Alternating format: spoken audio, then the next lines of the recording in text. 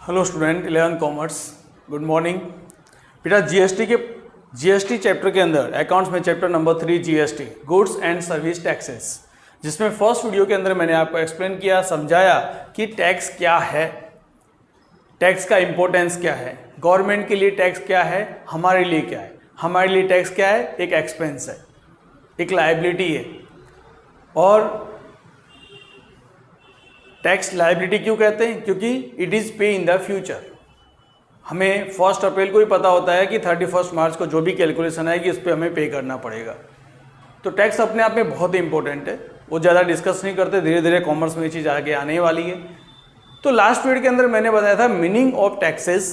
पहले टैक्स क्या हुआ करता था, आज टैक्स क्या है। पहले बहुत सारे टैक्स पे करने पड़ते थे, जिससे कि एक ट्रेडर्स अपने बिजनेस में से उसको फुर्सत नहीं मिलती थी और उसके सामने इतनी सारी प्रॉब्लम्स आती थी। कभी ये टैक्स पे करना, कभी ये। फर्स्ट डेट से 31 मार्च तक उससे कई चीज़ टैक्स पे करने पड़ते थे, तो टेंशन में आ जाता था। And it's calculation is very complex, क्योंकि उसे रूल्स पता नहीं थे। ज़्यादा रूल्स पता नहीं होंगे और आपको कैलकुलेशन अच्छा भी होगा तो भी पता नहीं चलेगा। तो इसी सारी कन्फ्यूजन को दूर करने के लिए 1 जुलाई 2017 in India, GST is implemented under the GST Council. There's the I was given explanation in the last lecture features of GST. और एक यूं कहें तो एक क्या दिया आपने को, देता one type of slogan, GST is one nation one tax. अब भारत के किसी भी कोने में चले जाओ आपको एक ही टैक्स मिलेगा, जीएसटी जीएसटी जीएसटी, बराबर कि नहीं। जीएसटी दैट मीन्स आप कुछ भी एक्टिविटी, घर से बाहर निकल के आप जो कुछ भी परचेज करते हो, जो भी काम करते हो, हर चीज पे जीएसटी अप्लाई होता है। तो और GST it is control under the finance minister. किसके अंडर में चलता है? फाइनेंस मिनिस्टर के अंडर में चलता है, the main authority of finance minister. And all the rules regulation in all over India, law of GST, procedure, rules and rate of taxes are same in whole over the country. और सारा operate कहाँ से होता है? एक ही place से होता है, एक ही पर्सन ऑपरेट कर रहा है, इसीलिए बहुत ही इजी अंडरस्टैंडिंग है, बहुत टिपिकल नहीं है, बराबर। आज मैं जो आपको समझाने वाला हूँ जीएसटी के बारे में, दैट्स द सेकंड टॉपिक। अब इस टॉपिक में आपको जीएसटी के टाइप क्या है, बराबर। ये जीएसटी के टाइप आपको एग्जाम में 1 मार्क्स में, एमसीक्यू में ऐसे पूछे जा सकते हैं, बराबर। और हमारे प्रैक्टिकल सेशन में कहाँ इसका यूज आने वाला है वो मैं आपको यहाँ पे समझाने वाला हूँ। अब अपने ने 2 चीज देखी, गुड्स एंड सर्विसेज। अब वो भी एज ए अकाउंट, आज मैं अकाउंट की लैंग्वेज के अंदर इसको कन्वर्ट करने वाला हूँ, तो इंपॉर्टेंट लेक्चर है, थोड़ा ज्यादा ध्यान देना। सबसे पहले there are 5 type of GST. There are 5 type of GST. 4 type मैंने क्यों बोला? क्योंकि there are main 4 type of GST and the last is not a type of GST, बस it is the 1 type of compensation. That means वो हम समझेंगे तब पता चलेगा। अब फर्स्ट मैं आपको बता रहा हूं central goods and service taxes. Central goods and service taxes, that means CGST। GCST मतलब कि under the in this provision covered central government tax. इसके अंदर क्या आता है? सेंट्रल गवर्नमेंट टैक्स कवर्ड हो जाता है। सिंपल, कोई डेफिनेशन नहीं है। CGST क्या होता है? इसमें सेंट्रल गवर्नमेंट का टैक्स कवर्ड होता है। State goods and services taxes, तो इसका भी सिंपल है। इसमें कौन सा गुड्स सर्विस टैक्स कवर्ड होता है? स्टेट का कवर्ड होता है। Union territories goods and service taxes, इसमें यूनियन टेरिटरीज, जैसे मैंने आपको बताया कि इंडिया के अंदर कुछ स्टेट जैसे दीव दमन, दिल्ली, ये कैसे हैं? जिनके लिए थोड़े से रूल्स रेगुलेशन अलग बनते हैं। ये कौन कहलाती है? यूनियन टेरिटरीज कहलाती है, बराबर कि नहीं। तो ये चीजें कुछ अपने को याद रखनी पड़ेगी, यानी जब भी रूल बनते हैं तो 3 तरह के रूल बनते हैं, बराबर। सेंट्रल, स्टेट और यूनियन टेरिटरीज, तो इसीलिए इसने 3 बता दिए। अब आता है integrated goods and service taxes. Integrated that means जब आप गुड्स परचेज या सब अपने सेल करते हैं, इन सिटी, आउटसाइड सिटी, बराबर, ये इन तीनों को कवर करता नहीं है। Integrated that means at that time of transaction good supplied and service both the other than state CGST, state government SGST and UT/GST।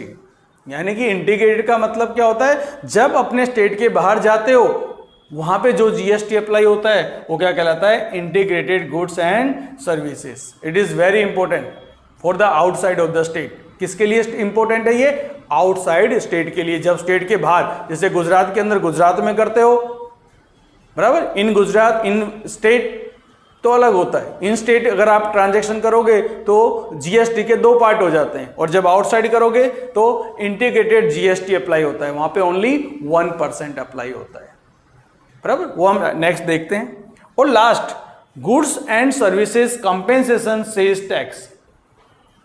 तो मेन तो ये 4 टाइप ही है, ये कोई टैक्स का रेट नहीं है। कंपेंसेशन से आपको पता चल गया होगा, एक तरह का वड़तर जिसको बोलते हैं गुजराती में, वड़तर मतलब अपने को जैसे कि कोई कर्मचारी को अपनी कंपनी में नौकरी करता है, वो नौकरी करते समय विद इन ड्यूटी टाइम उसको कोई डैमेज हो जाता है, नुकसान हो जाता है, तो कंपनी को उसे पे करना पड़ता है, उसे राहत देनी पड़ती है।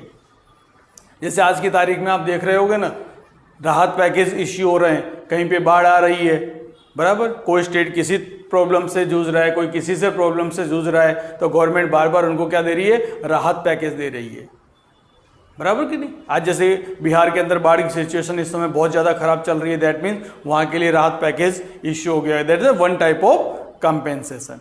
तो ये कंपेंसेशन भी टैक्स बनाना पड़ा कि बहुत सी स्टेट ऐसे होते हैं जो टैक्स को GST प्रॉपर कलेक्शन नहीं कर सकती।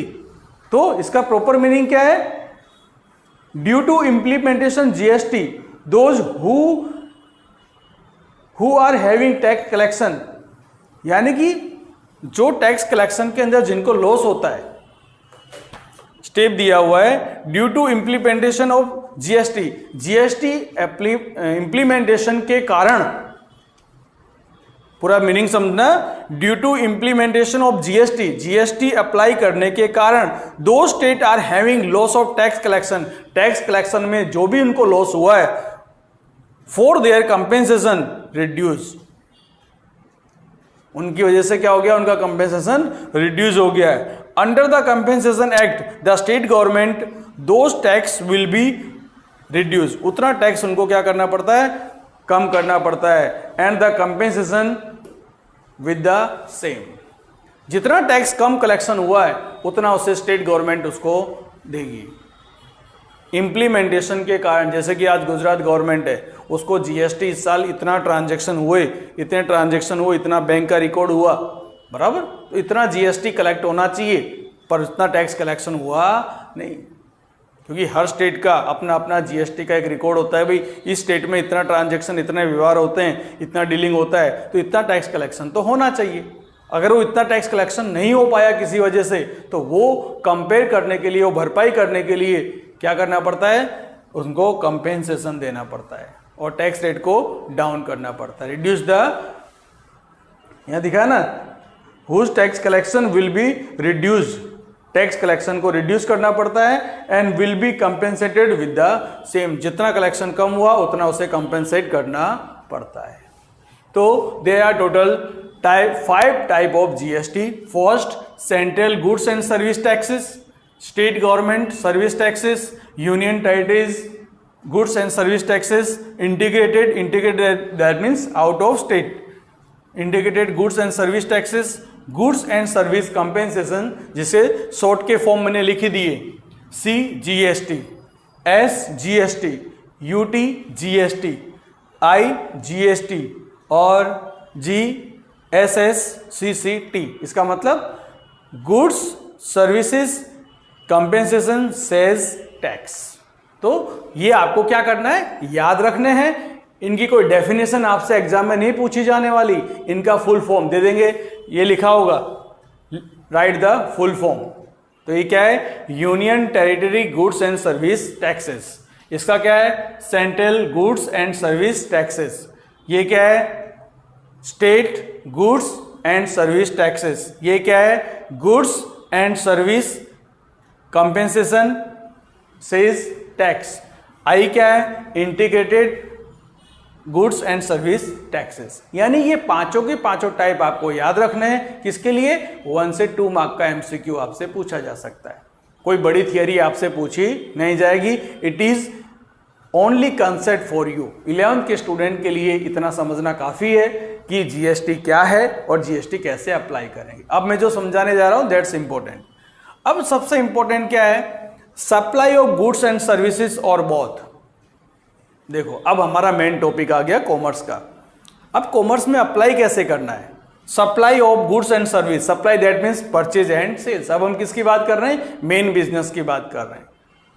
तो मेन बिजनेस की बात कर रहे हैं तो परचेज सेल्स वर्ड स्पेसिफिक है वो ले ही लेते हैं। इससे क्या समझने में आसानी रहेगी।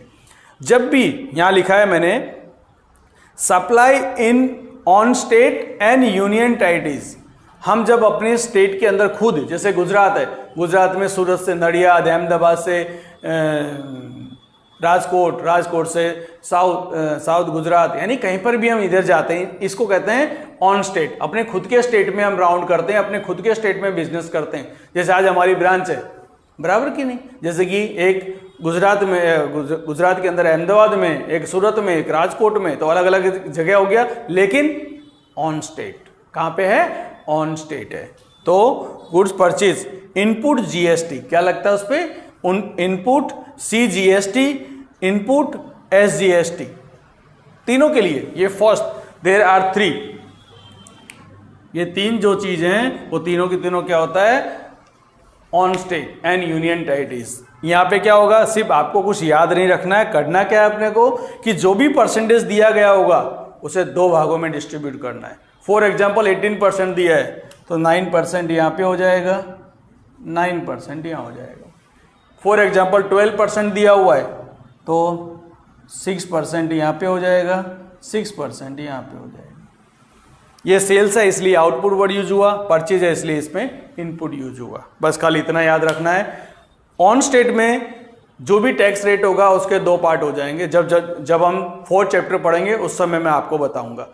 परचेज सेल्स में जब भी जीएसटी अप्लाई होता है तो उसमें लिखा ही होता है कि आपने स्टेट में, अपने स्टेट में सेल किया या आउट ऑफ स्टेट में। अगर इन स्टेट में करते हैं तो उसके 2 पार्ट होते हैं। 2 पार्ट कौन से? अपने आप देख सकते हो 2 पार्ट कौन से हुए? इनपुट सीजीएसटी और एसजीएसटी और यूनियन टेरिटरीज। ये तो आएगा ही दोनों में, पर ये एसजीएसटी और यूनियन टेरिटरी जीएसटी, बराबर। यानी कि जब इन स्टेट में हम करेंगे तो 2%, जैसे आज अहमदाबाद से मैं सूरत में बेच रहा हूं गुड्स तो उसमें 2 टैक्स लगे, यानी एक ही टैक्स है लेकिन उसके 2 हिस्से कर दिए। जैसे 18% है तो 9% अलग, 9% अलग। और अगर सप्लाई आउटसाइड स्टेट, अपने गुजरात के बाहर अगर ले जाते हैं गुड्स को तो उसमें ओनली सिंगल परसेंटेज काम आते हैं। अगर 18% है तो 18% ही आएगा। और सेल करते हैं तो बराबर, परचेज करो या सेल्स करो आउट ऑफ स्टेट, याद रखना आपको बेसिकली सिंपल क्या याद रखना है? अगर इन स्टेट में हम ट्रांजैक्शन करते हैं तो उस टैक्स के 2 हिस्से हो जाते हैं, और आउट ऑफ स्टेट करते हैं तो उस टैक्स का एक ही हिस्सा होता है, बराबर कि नहीं? ओनली 18% यहाँ पे करेंगे तो 99। जीएसटी कितना दिया है, कितना अप्लाई करना है वो सब में लिखा होगा, हमें सोचने की जरूरत नहीं है। तो आप इस चीज को प्रॉपर अंडरस्टैंड करो, समझो इस चीज को। तो ये हमारा कौन सा टॉपिक रहा? GST, type of GST and supply of goods and services और बोथ, बराबर। और एक अपना 3rd टॉपिक आएगा जिसके अंदर लास्ट में आपको परसेंटेज के बारे में बताऊंगा कि मैं मिनिमम मैक्सिमम रेंज क्या है, और बुक्स में पूरा प्रिंट किया हुआ है, बराबर। उसको ध्यान से समझना, और हमें परसेंटेज याद रखने की जरूरत नहीं है। आपको सिर्फ कितनी चीज़ें याद रखनी इस पूरे चैप्टर के लिए वो मैं लास्ट लेक्चर में आपको बता दूंगा कि इतनी चीज़ें याद रखो। चैप्टर के अंदर ज़्यादा कुछ भी नहीं है। हाँ, ये याद रखना, supply of goods and services ये बहुत ही इंपॉर्टेंट है। ये इंपॉर्टेंट क्यों है? क्योंकि ये हमारे प्रैक्टिकल सेशन का भी एक हिस्सा बनेगा। प्रैक्टिकल सेशन मतलब कि नेक्स्ट जो 2 चैप्टर आपके आएंगे उस 2 चैप्टर का ये हिस्सा बनने वाला है, इसलिए ध्यान देना। वो दोनों चैप्टर के अंदर आपको सिंगल % लेना है, डबल % लेना है, वो अपने को अप्लाई करना पड़ेगा। ठीक है, तो इस चीज़ को अंडरस्टैंड करो, समझो और थर्ड पार्ट के अंदर मैं आपको पूरी चीज़ समझाने वाला हूँ। पूरी चीज़ दैट मीन्स कि अब इसके बेनिफिट क्या है, एडवांटेज क्या है और टैक्स रेट क्या है। ओके।